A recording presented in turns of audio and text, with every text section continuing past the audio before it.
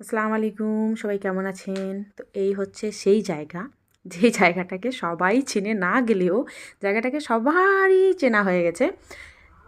কারণ এখানকার এত ভিডিও পোস্ট হয়েছে, এত রিলস এসছে যে সবাই জানে এটা নর্থ সিকিমের জিরো পয়েন্ট। আর এইটা হচ্ছে আমার মেয়ে, এই যে উপরে উঠছে। ওর বাবা পিছনে পিছনে ক্যামেরা করতে করতে যাচ্ছে, কিন্তু ওর সাথে তাল মিলিয়ে উপরে ওঠা অসম্ভব। ও যেই গতিতে এগোচ্ছিল, আমাদের তো হালাত এমনিতেই খারাপ হয়ে গেছিলো, কারণ ওখানে অক্সিজেন লেভেল নেই। সবারই শ্বাসকষ্ট হয়েছে। 8 জন ছিলাম আমরা, প্রত্যেকের অবস্থা খারাপ হয়ে গিয়েছিল। এখানে আধা ঘন্টা সারভাইভ করাটা বিশাল ব্যাপার, কারণ এত শ্বাসকষ্ট হয়।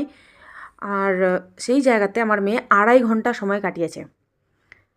টপে কেউই যায়নি, ভিডিওটা ঠিকঠাক বোঝা যাচ্ছে না।